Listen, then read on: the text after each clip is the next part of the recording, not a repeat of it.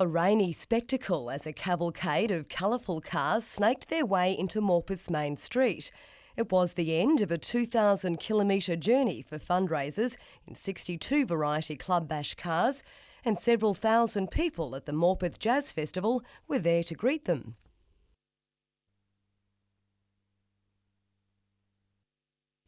From freaky hippies to costumes where you just wonder what they were thinking. It was all for a good cause, raising money for special kids like cerebral palsy sufferer Rachel Cross. This year's total a record.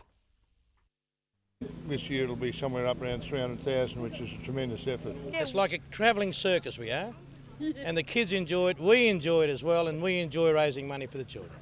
Thanks to these guys for everything that they've done for the community. The festival lured a bevy of jazz fans with 16 bands on offer. There were plenty of jazz jigglers, others just happy to find a dry spot. Well, this will go on all night tonight, right through till midnight, and then it starts at 8:30 in the morning with a recovery breakfast, and we have jazz right through all day tomorrow. Bob the Builders ending on a high note.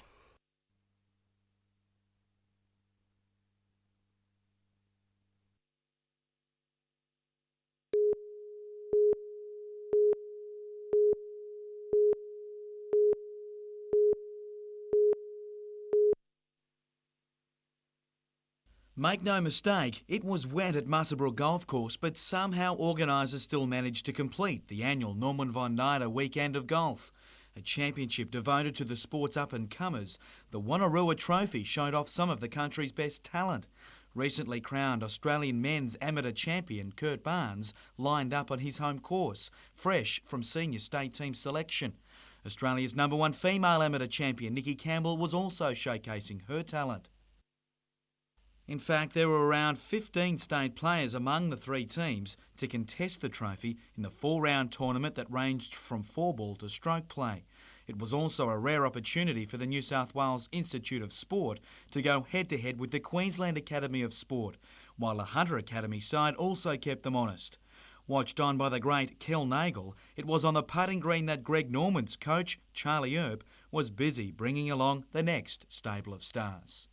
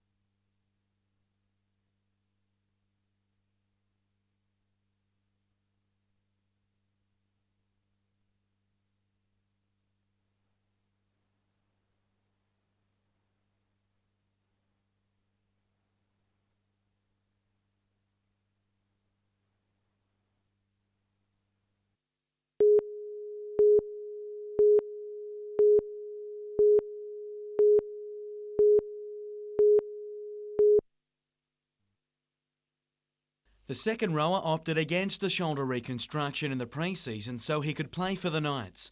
Since then, Ben Kennedy's broken a bone in his hand, a rib and injured his foot.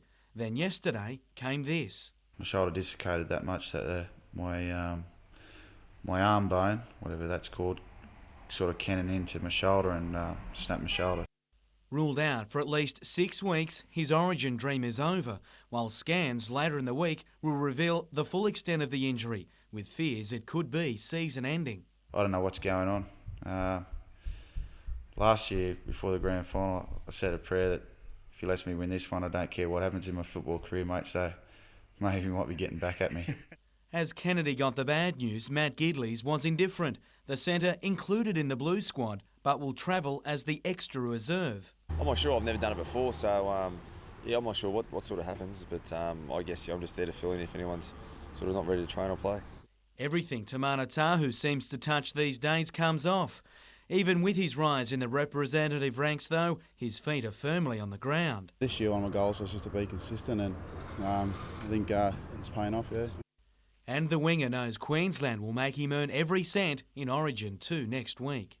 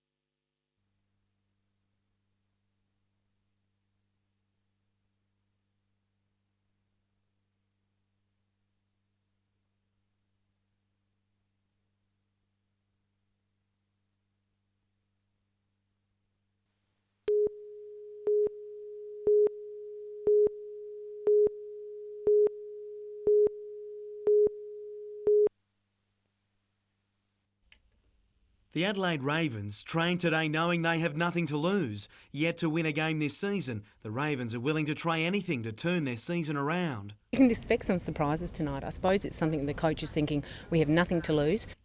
The Sandpipers are well aware of the Adelaide side's attitude and have prepared a simple game plan. I think we need to blow them away early. I think if they stay with us for 3 quarters, it's going to end up a real tough, tight game. Morgan's been in great form this season and gets the chance to play in front of many of her relatives tonight. It's the first home game for Newcastle's own Lara Wellham, while Cardiff teacher Danielle Harvey gets her second opportunity. It might be a common sight as the whole team may well be based here next season. I'm preparing a submission to go to both the Netball New South Wales Board and also Netball Australia with regard to the possibility of a team emanating from the Hunter area. Sandpipers have struggled a little bit in the past, and if you wish to read into it, well, obviously you wouldn't be moving the Swifts. The state submission, which is well supported by Hunter businesses, will be completed in time for Netball Australia's board meeting on June 22, with a decision thought to be handed down soon after. Personally, I think it's a fabulous prospect, but, we just want to be playing. First things first, though, tonight's match, which starts at 8 o'clock.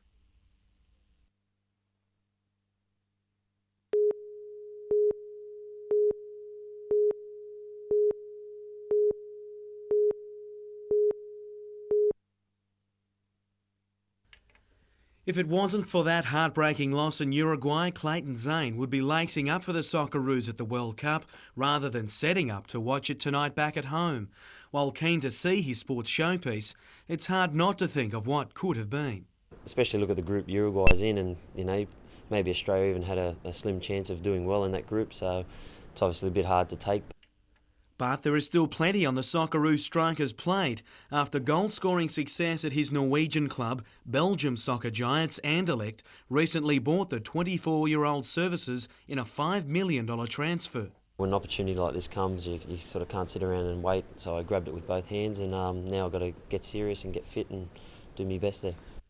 The move also opens up chances to star in other leagues, such as the UEFA and hopefully the European. Just have to get in there, work hard and try and get a place in the team, and hopefully we'll be playing alongside some of the teams I used to watch on TV. There would be many NBN Soccer League clubs that would love his services this weekend. There are some great clashes scheduled, the best being the top of the table showdown on Sunday between Edgeworth and Cessnock.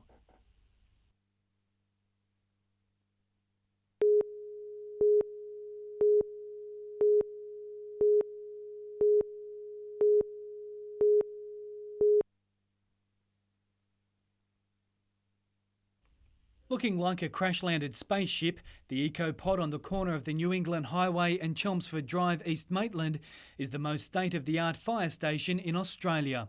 It's largely self-sufficient, solar panels provide electricity and trapped rainwater is also stored for general use. But the eco-pod hasn't been without controversy. Despite being completed in early January, the building remained vacant for almost 6 months. The New South Wales Fire Brigade says it could have been connected to the power grid in January, but decided to wait until all technologies were available. It's something I know the Brigade's put a lot of thought into over the last couple of years, and I think it's great for the community. Apparently it's the first one in New South Wales, and I think maybe even Australia, of this concept. And while there's some finishing touches still to be carried out, including the completion of a driveway, the eco-pod has now made these fireys the envy of other brigades around the state. I think this is the way of the future for the Fire Brigade in the design of fire stations. Cullen Robinson, NBN News.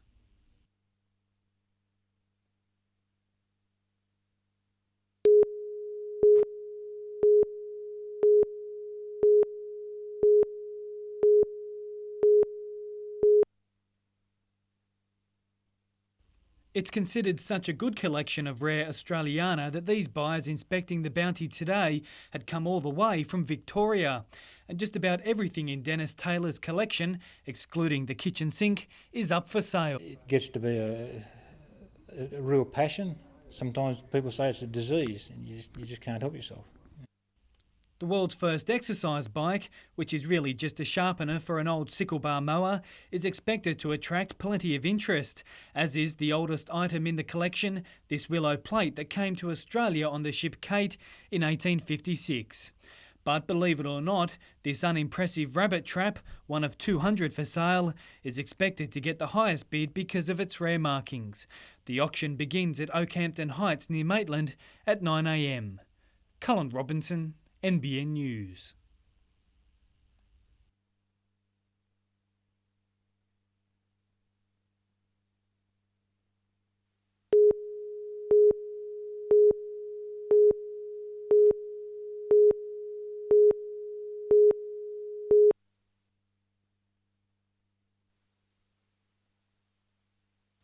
An important part of putting together any rock show is having the talent, but one area that's every bit as vital is the management.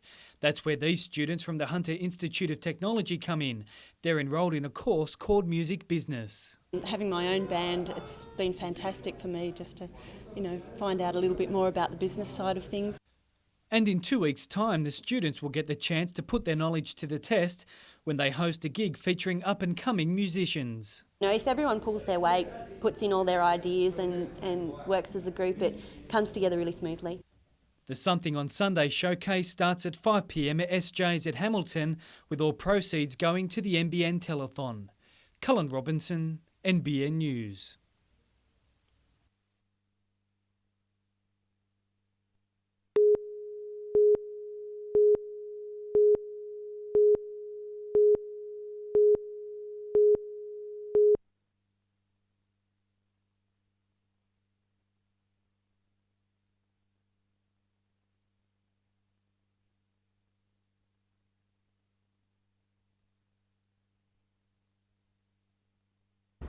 We were hopeful that it might have got a mention in some format that funding will be forthcoming.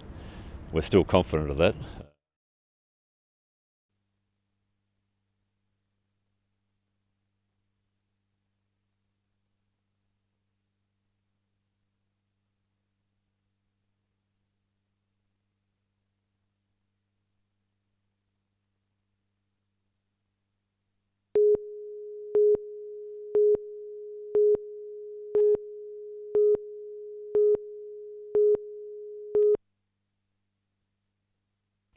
Health was one of the big winners in the Hunters' slice of the budget pie. New projects worth $9 million announced. They include a new 8-bed intensive care unit, additional staff to treat diabetes, a new computer records system, and improvement to areas such as oncology. This government has, over the past 3 years, given us real growth funding to expand clinical services. This is the third year of that, and we're very pleased to see it.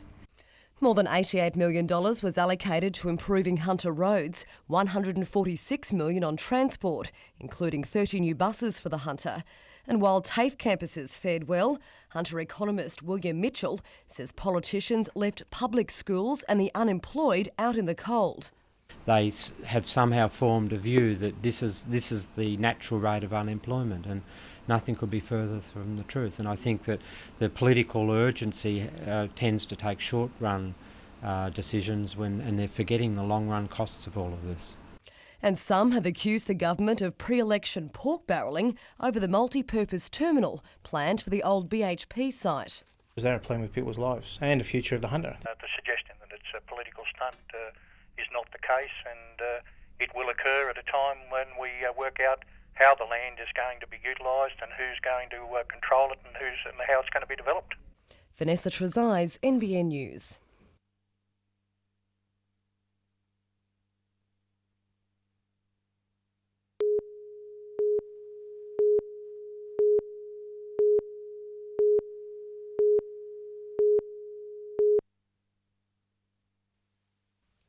While it looked like just another training session for Jackie Munro this afternoon, it was in fact the last time she'll be at a home track for several weeks. A hectic schedule sure to keep her on her toes. I mean, I can't wait. It's going to be a great journey, so. The first stop is Darwin, where the Madawi hurdler goes into camp ahead of the Commonwealth Games. Before then, she contests the Welsh Games and Budapest Grand Prix. And afterwards, there's a strong possibility Munro will gain entry to other top-class European events. Everything is over there. There's a lot of competitions over there, and most of the athletes are over in Europe. So I guess that is where the major competition is, and it'd be great to be able to get into some meets over there. Right now, though, Manchester is the main focus. While the 20-year-old's the top-ranked Australian over 100 metres, she'll face some very highly rated Jamaicans. My aim is to go over there and make a final. I'll see how, once that happens, I'm not cutting myself off there. Once that happens, I'll see where I go from there. Colin Baldwin, NBN News.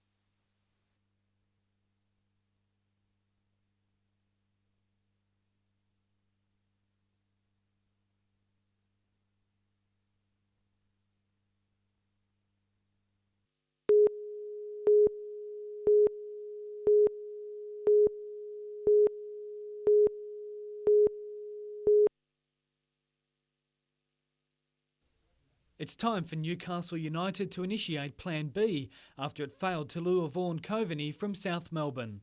The New Zealand striker has decided to stay put, knocking back a lucrative offer from United. It was always going to be a difficult task to get him out of South Melbourne. He'd been there for 7 years and won 2 premierships. We felt it was an ideal opportunity for a change for Vaughan. Although Newcastle has missed out on their first pick, it now frees up some funds for the club to chase and perhaps secure up-and-coming talent to lead the team for at least the next couple of years. But General Manager Jock Graham is playing his cards close to his chest on who the club wants to sign. Negotiations have really only commenced this morning as a result of the decision last night, but we've had some other options up our sleeve for some time should the decision of Vaughan Coveney be no, and certainly we'll move on that as quick as we can. Having some new faces at United might not be the only change next season. The 13 NSL clubs yesterday voted for a shake-up of the competition structure. Expected to be approved by Soccer Australia tomorrow, the new system will see the 13 clubs play a normal home and away season. The top 6 teams then play each other again twice, with the top 2 sides then facing off in a grand final. It's crucial to make the top 6 first of all, and clubs like United who finish in the top 6 will get additional income opportunities through home gates. Colin Robinson, NBN News.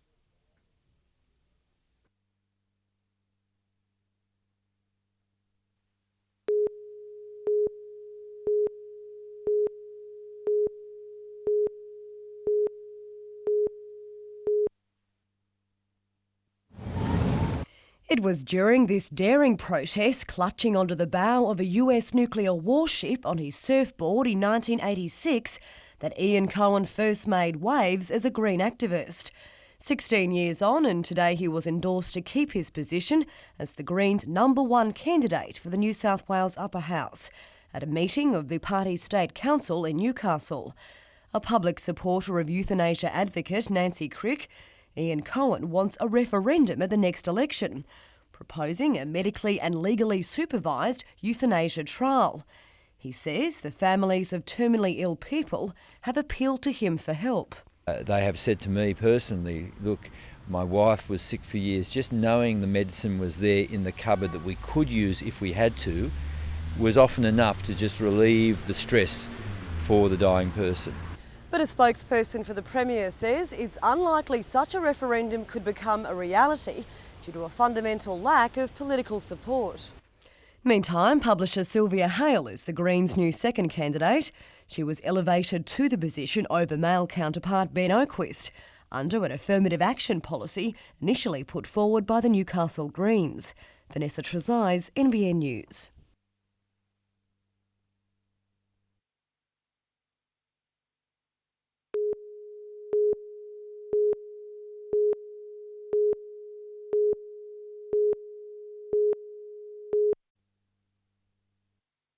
Down 2-1 midway through the first half, things didn't get much better for the students, with South's short corner variation ending in a 2-goal buffer.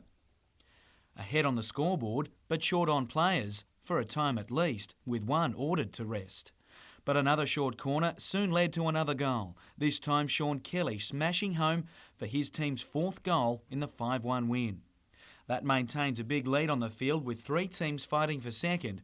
A win for the Tigers, meanwhile, got it out of the competition cellar. The Hunters' latest star galloper, Lovely Jubbly, continues to attract interest with a US-backed bid to buy the 2-year-old filly rejected. Having already earned more than $1.2 million on the track this year, owner David Throsby turned down a reported $2 million for the dual Group 1 winner. And in Group 21 Rugby League, Muswellbrook were big winners against Singleton, while Scone just got home against Denman 26-22.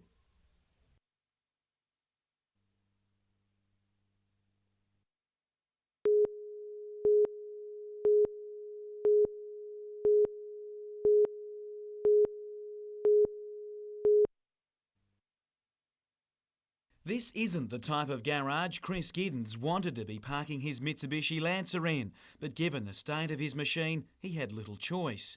After winning the opening round in Bathurst, he finished the Bega Rally like this.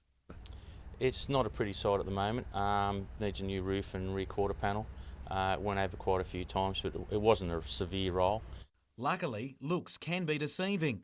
Despite the obvious external problems, structurally the car is quite sound.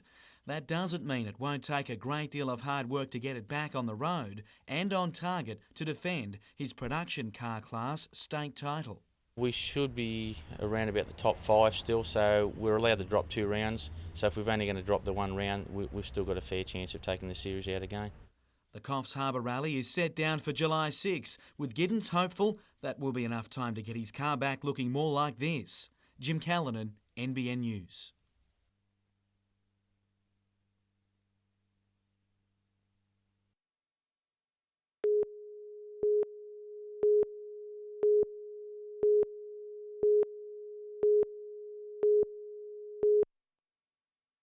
A rising swell made for dangerous conditions for fishermen this afternoon, but a simple fall from a rock ledge caused the man's injuries. His fishing mates raised the alarm by phone around 1:30. Stabilised by paramedics and secured in a Stokes litter on the rock shelf, the man was carefully winched skyward by the aircraft crew. Once inside, he was made comfortable for the flight to the John Hunter Hospital. Earlier in the day, paramedics had flown to Saltash, where a 28-year-old man had crashed his car into a power pole on Lemon Tree Passage Road. It's unclear why the driver drifted off the road and into the pole just before 11 o'clock. He suffered leg, abdominal and head injuries. Paul Lobb, NBN News.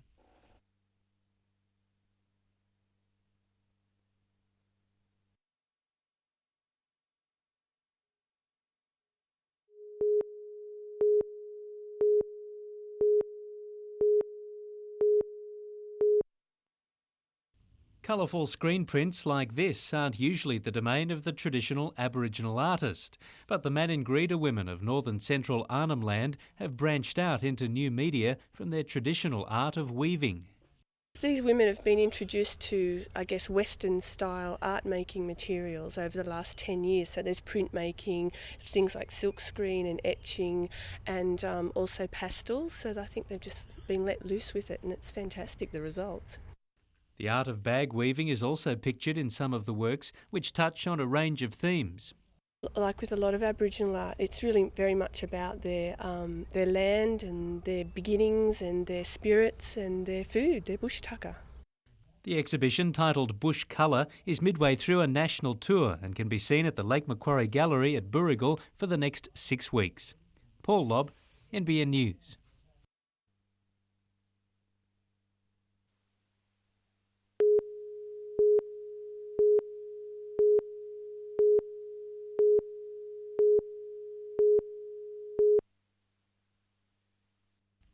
With 17 players throughout the club injured and Origin players unavailable, the top grade has drained the best talent that's left, and what a youthful-looking squad.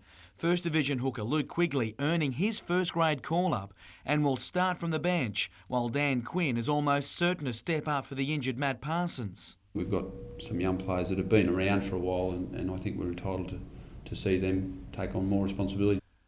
The side is full of changes. Mark Hughes, Sean Rudder and Anthony Quinn the only backline regulars, with forward Daniel Abraham named at centre.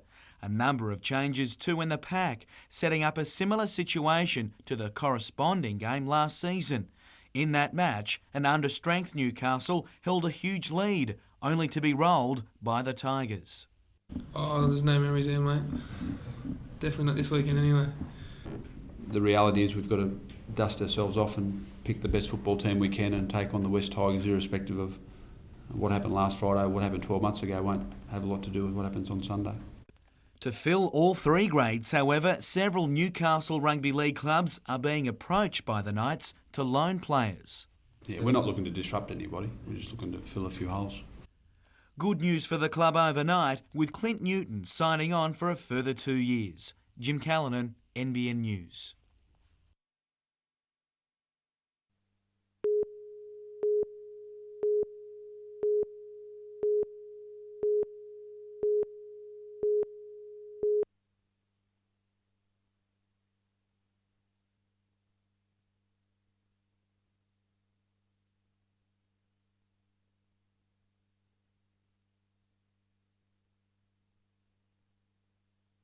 The English just weren't up to standard.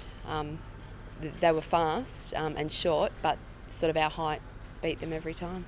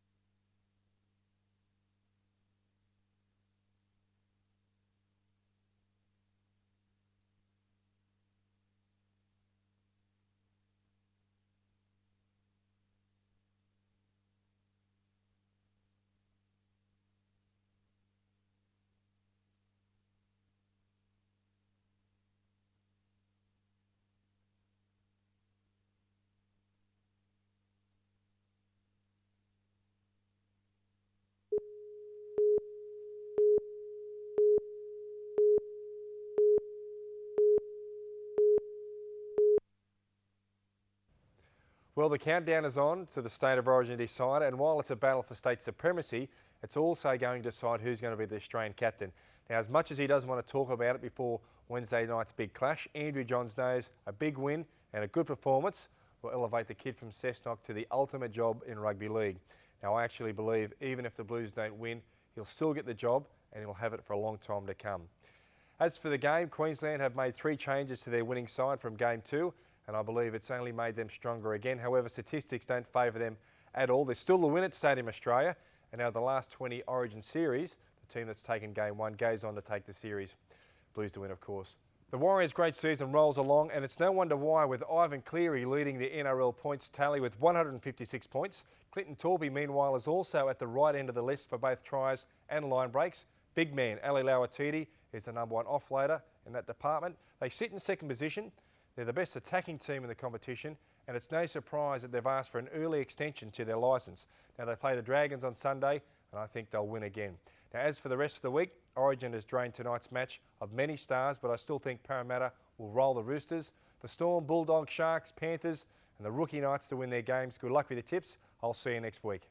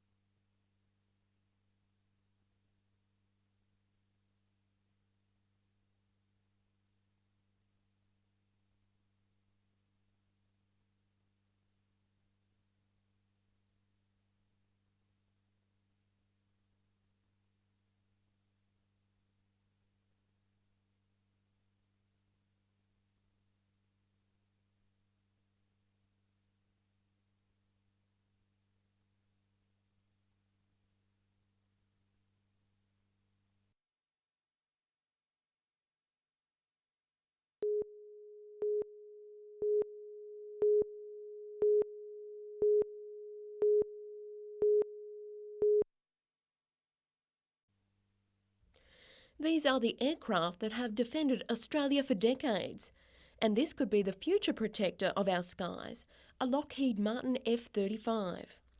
Newcastle Airport is hoping a replacement fleet will be built in Williamtown and has already set aside land for the project. Newcastle Airport would be in a prime position to win the project because we've got Williamtown RAF, which is a fighter base. We've got the infrastructure and the site there for the project, and we've got such a great track record with the BAE assembly of the Hawk lead-in fighter project. In fact, the contract would dwarf the Hawk lead-in fighter project, being worth an estimated $20 billion. It's an economic windfall many sites Australia-wide are keen to secure.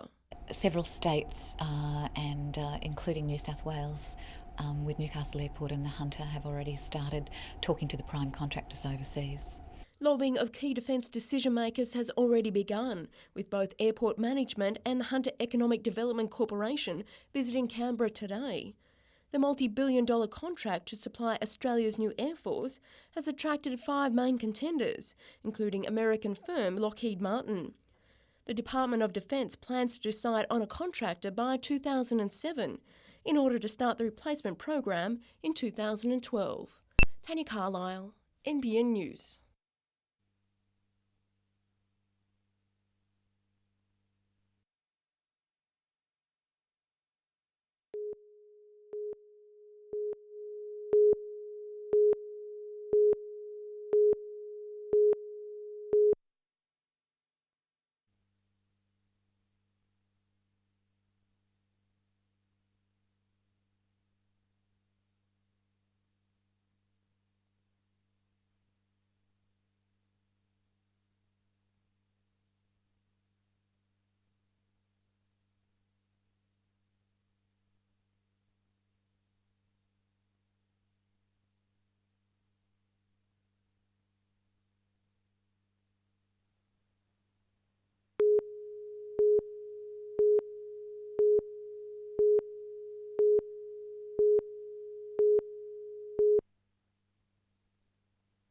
Tackling the youth drug problem head-on, Community Drug and Action Teams, or CDATs, are meeting at Curry TAFE for 2 days to swap stories.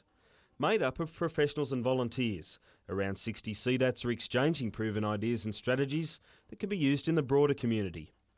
One idea shared at the conference is best described as a mentoring program and aims to confront the drug issue before it becomes a problem. Our students in Year 9 been mentors for students in Year 7. The schools down there are really excited about it. Drug Action Week is all about communication. Last night the Broadmeadow PCYC hosted a forum for Newcastle youths, providing an opportunity to listen to guest speakers talk about their real-life experiences.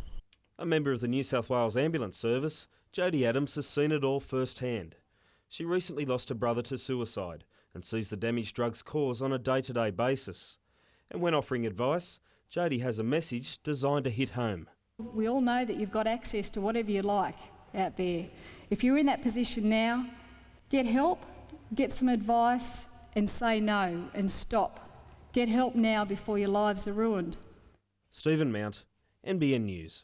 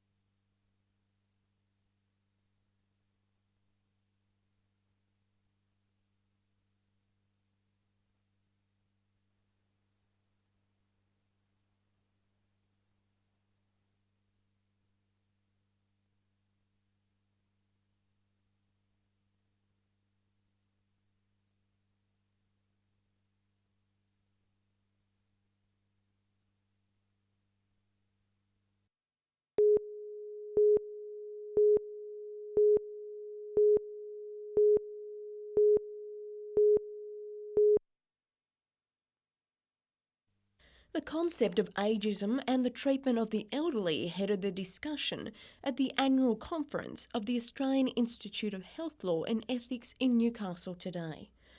Research now shows a growing trend worldwide in age being a criteria for allocating expensive medical care. The movement towards dying in hospital and institutions has been relentless over the last few years, and also the idea that you are going to die now as a result of somebody making a decision not to take it any further. So most people will die now as a result of a decision not to treat. But that may soon change, with seniors now the fastest growing age group in Australia. We'll be forced by sheer weight of numbers and by the fact those people may be much better politically organised than our current 85-year-olds to confront the sorts of difficult decisions we've been making in private in a much more public way. The Anti-Discrimination Act prohibits discrimination on the basis of age. However, withdrawing treatment to critically ill elderly patients is yet to be contested in a court of law. Tanya Carlisle, NBN News.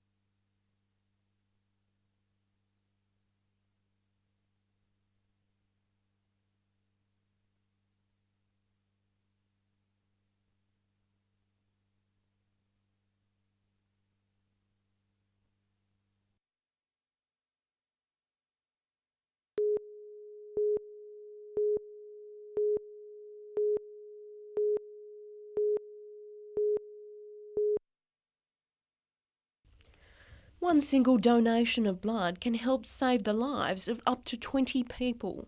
But in most cases, those who give blood and those who receive blood never meet. Today, blood recipient and liver transplant patient Susan Smith got a chance to say thank you. I feel really thankful actually to see the amount of people that donate blood, and it's actually saved my life, and a lot of people I know who've had transplants, they've had blood as well. More blood, though, is needed to combat the seasonal drop-off of donors. Winter does highlight the fact that we're very thin on, I suppose, statistically with donors, and that is that only 3% of the eligible population actually are regular blood donors, and yet in our lifetime, all of us in the community, or 80% of us, will need blood or blood products. Often the fear of needles keeps people from becoming donors, but according to blood bank staff, donating is virtually painless. We're not vampires, and we certainly don't have long teeth, and we're quite friendly. And here in the Hunter, we're probably very lucky that we've got wonderful staff, and a lot of the staff have been here 14 years, 20 years. Tanya Carlisle, NBN News.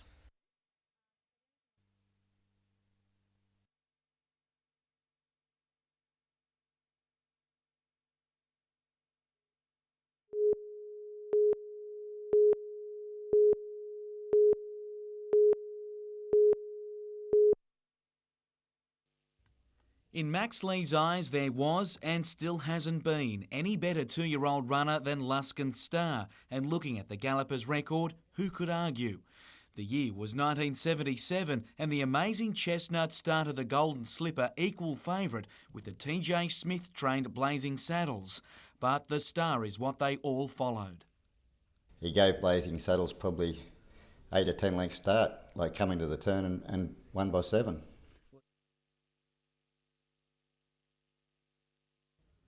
It was typical of his Triple Crown victory with huge wins in the Sires Produce and the Champagne Stakes. In all, he won 7 Group 1 events, including the Caulfield Guineas and the Galaxy as a 3-year-old, to boast 14 wins from 17 starts. The memories of him, it's something probably that not many trainers get, and I've been lucky enough to have a horse like that, so... Sold and later put to stud, Luskin Star's some 650 progeny to race recorded 430 individual winners and 31 stakes winners for earnings around $22 million.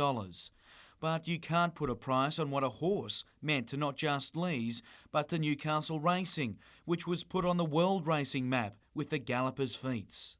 Yeah, they don't come along very often now. I've had a lot since, nothing like him, but... probably the second best horse I've had was Snippets, and he was happened to be put down 2 months ago too, so they're both gone now. The legend will live on.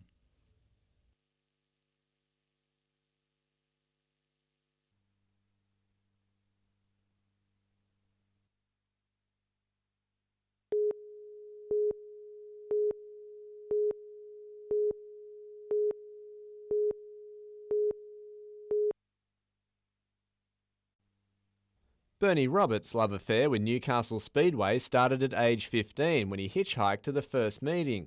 Now, like other circuit and burnout regulars, he's trying to come to grips with the fact it could all be over. Absolutely devastated. Not only me, but the other 500-odd competitors. While drivers could still compete at other venues like Parramatta or Gunnedah, that comes with travel costs, and Hunter sponsors might be reluctant to follow. What's the point in any sponsor from Newcastle sponsoring someone that's never going to race in their hometown? Outgoing owner David Landis says he spent $700,000 and lost $600,000 more over the 5 years since he bought the Speedway, and to his knowledge the prospective new owners won't try their hand.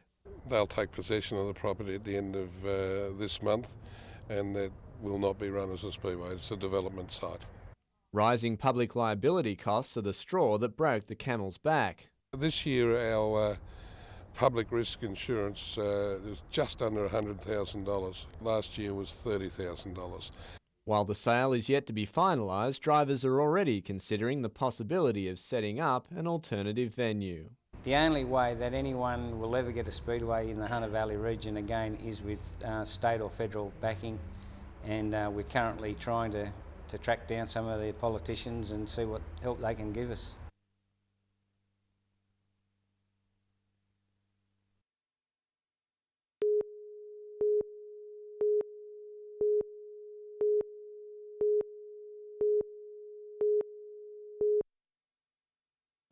The reappearance of retired police officer Norm Sheaver this afternoon sparked up the third day of the coronial inquest at Toronto Court. Then Detective Inspector Sheaver coordinated the manpower and resources for the Robin Hickey and Amanda Robinson searches in the Belmont-Swansea area when they disappeared weeks apart in early 1979.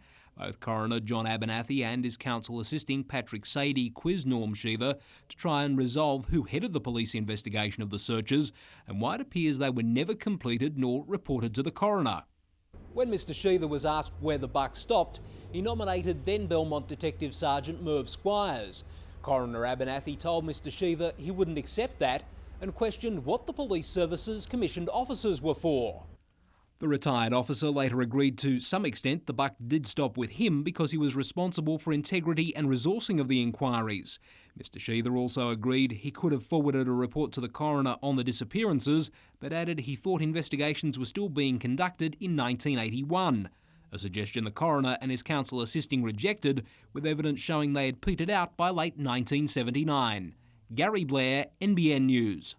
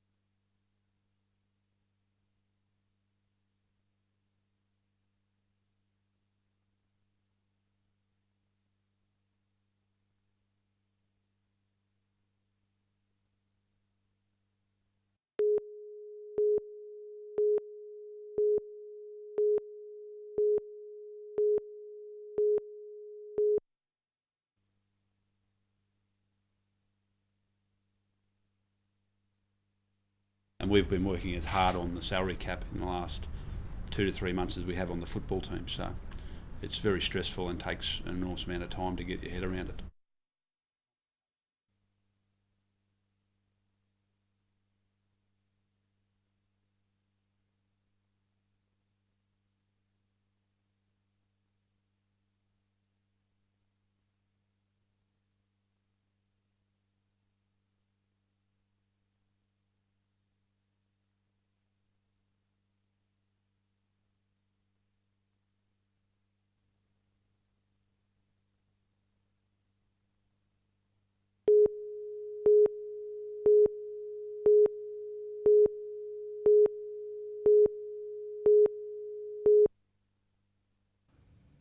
I thought the big issue for rugby league this week was the end of the anti-tampering deadline and the repercussions of players signing with other clubs halfway through the year, which has caused some disruptions already. For example, Raiders halfback Brett Finch just signed with the Roosters, ruffling the feathers of existing half Paul Green, who's itching to come back from injury, and he wants answers now about his future. A stack of high-profile players will be moving to South Sydney next year, including Brian Fletcher, Willie Peters and Ahmad Bajuri. And it's also likely that Chris Walker and Dane Carlaw will also move to Redfern, but they are still in negotiations at the moment. Now, all this does make it hard for players to concentrate on the task at hand, and that is preparing for this week's battle. But at the same time, the Players Association want the July deadline to continue because there are no time restrictions on the negotiation period. Also, if a player is released, he still has the remainder of the year to impress for other clubs. Now, I can see both sides of the argument, and it's going to be a tough one for the NRL. Mark Riddell's post-try celebration last week was a little ripper. I thought his solo effort was impressive, and it was so impressive he decided to jump the fence and give himself a round of applause. Well done. Now on to round 17, and not long to wait for tonight's kickoff between the Knights and the Eels. I'm tipping the Knights to win, of course. Storm, Bulldogs, Panthers, Roosters, Broncos and the Warriors to win their games. Good luck for your tips. I'll see you next week.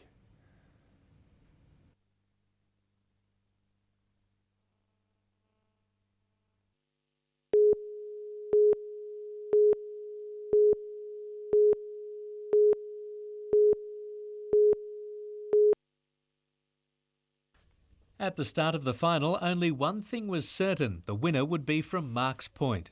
Showing the depth of talent from the Lake Macquarie club, both finalists soon became involved in a neck-and-neck struggle, with the score locked at 20 shots each after 24 ends. But that's as close as it got, playing the first to 31, Faye Barwise eventually won by 10.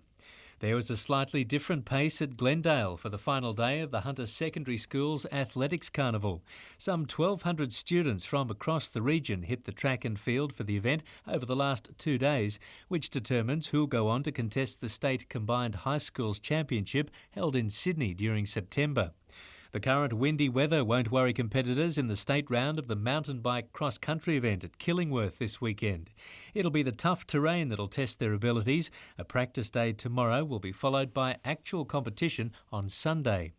Round 13 of Newcastle Rugby League this weekend features a great clash at the Terrace with the Magpies to host the high-flying Seagulls, while on Sunday the one to watch will be at Harker Oval, where Central hopes to extend its winning streak.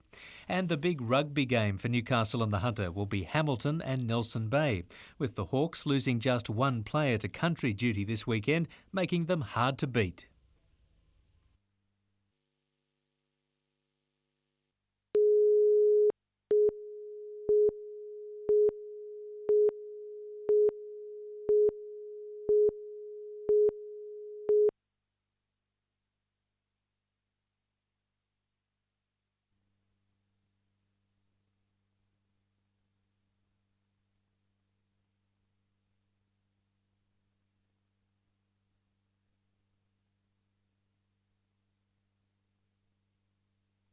Nowhere else in the world is making a film in 24 hours. There's no rules like that anywhere in the world. So it's a bit of a first, and it's all started here in Newcastle.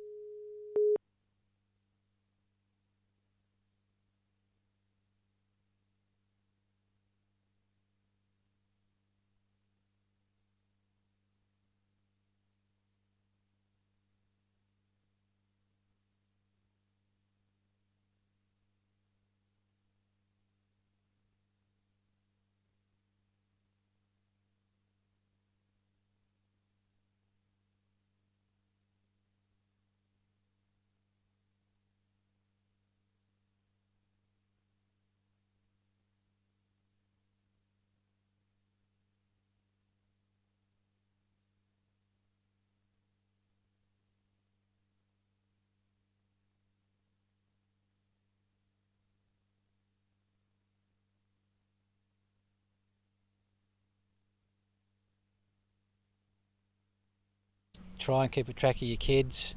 Don't let them, emphasise the warning on going down, things like this. Anything that's below ground level is just super dangerous and no one should go into it.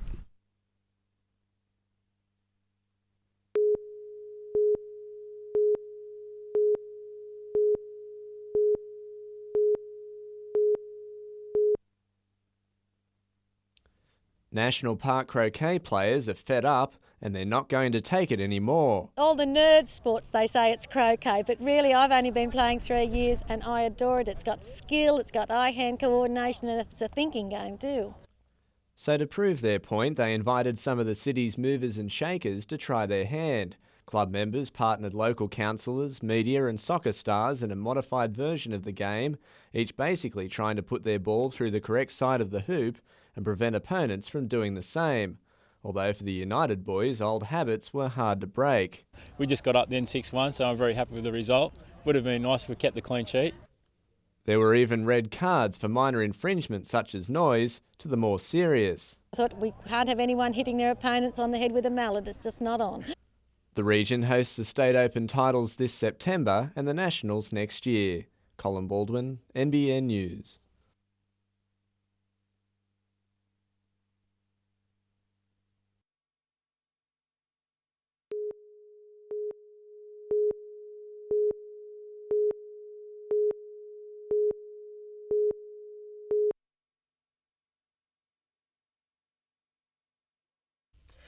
These simple tests could help researchers discover the trigger and causes of asthma. And so could these volunteers. For the past 20 years, they've taken part in an ongoing study measuring their lung function. We've come back to Belmont every 2 to 5 years, and that's allowed us to make measurements very regularly on a group of people that we understand very well and to look at how asthma and allergies do change. The study undertaken by the Institute of Respiratory Medicine is now world-renowned for its longevity, and the research is finally yielding results. Children who have asthma more severely are more likely to have asthma later on in life. And that's important for us to understand in terms of how we target treatments and how we manage people to try and help them grow out of their asthma or not have asthma. The study also found boys are more likely to suffer from asthma than girls, and women are more prone to developing asthma in later life. 28-year-old Kirsten Woodforth has been a participant in the study since she was 7 years old. I don't have asthma, but friends do, and a few people in my family have it, and just to help them. The Institute is still hoping to locate a further 170 people who took part in the original study in 1982. The group will be conducting tests in Belmont for the next 3 weeks. And if all goes according to plan, the study will continue for the next 20 years. Tanya Carlisle, NBN News.